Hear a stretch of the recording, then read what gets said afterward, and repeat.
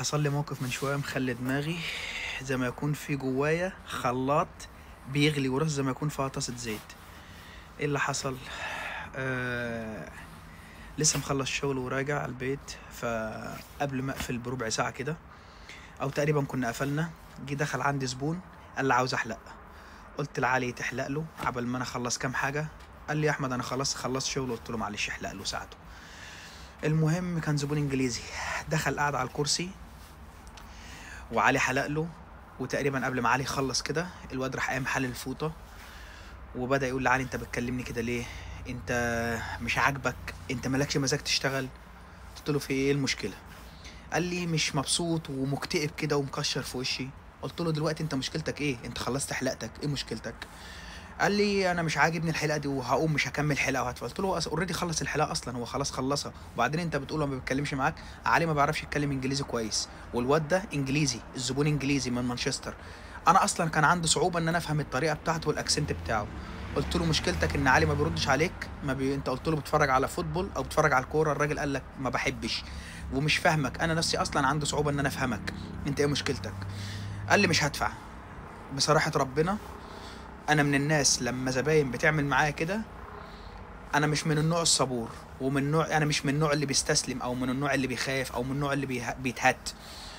وانا ولا الواد بيقول لي كده، في اتنين بيقولوا له في ودني، واحد بيقول لي قوم يا احمد امسكه اخنقه لما ينام، اخبطه، قوم هينه، قوم امسحبه الارض. واحد بيقول لي في ودني يا احمد اليوم خلص، خليها تعدي على خير وبلاش تعمل حاجه، ما تتخانقش، مش مستاهله، خلاص هو اليوم خلص وخلاص.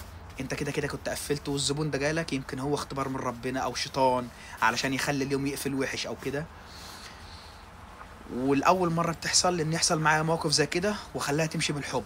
والواد بصراحه ما استفزنيش، بقى كلامه كله على علي، هو عاوز يستفز علي او عاوز يمسك علي يتخانق مع علي. الواد سكران وشكله مش مظبوط، شكله مستعمل حاجه، يعني مستعمل دراجز او كده، هارد دراجز او مش احسن حال. فراح فتح الشنطه، معاه فلوس كتيره، شوف انا معايا فلوس بس انا مش عاوز ادفع، شغل بلطجه كده فاهم. المهم انا اول مره يحصل لي موقف زي كده، في العادي لما بيحصل لي مواقف زي كده انا بقول قدام ربنا انا ما بحلش اللي بيعمل معايا كده، بهينه واخد فلوسي. فالمره دي سبتها كده تمشي بالحب وقلت له خلاص خد بعضك وامشي. وبصراحه الواد ما استفزنيش، كان كل كلامه لعلي. قلت له امشي كذا مره، قلت له امشي من على الباب ما تتكلمش كتير.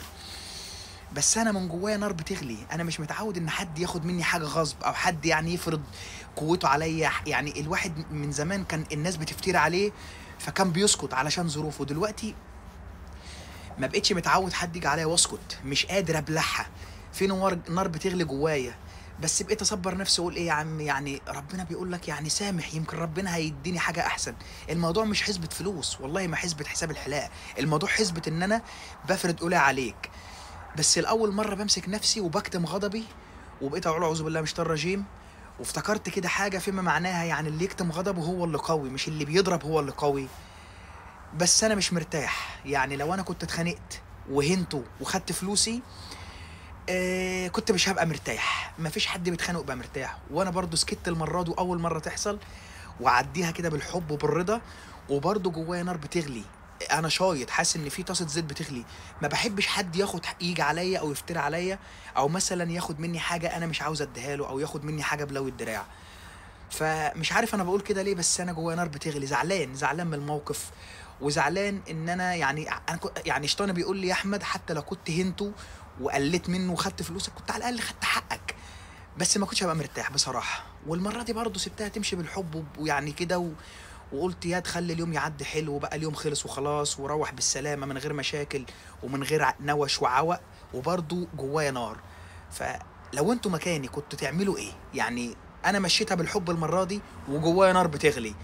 وكنت قبل كده بهين الناس اللي بتعمل معايا كده وامسح بوم الارض، لدرجه ان شيطاني بيقول لي قوم امسكه يا احمد اخنقه نيمه وخد فلوسك وارميه في الشارع واتصل بالبوليس قول هو مش عاوز يدفع.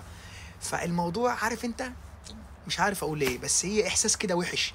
ما حدش هيفهمني الا اذا كان عاش الاحساس ده، ان حد مثلا يبلطج عليك او يفتري عليك وانت تحس ان انت مش مغلوب على امرك، بس انت سبتها بمزاجك، بس من جواك نار بتغلي. شيطاني بامانه الله سيئني دلوقتي، اللي هو انت ازاي تعمل كده؟ انت لا ضعيف ولا هفق ولا اهبل ولا مثلا مغلوب على امرك، انت ليه سبتها كده؟ بس بقول لشيطاني يا عم، ما انا قبل كده خدت ياما حقي بالعافيه وخدت حقي بدراعي وهنت الناس اللي جت عليا. بس ارجع واقول مشيها المره دي، وبحاول اكتم غضبي، يمكن ربنا يجازيني خير في ان انا مشيتها بالحب وممكن كانت حاجه وحشه هتحصل.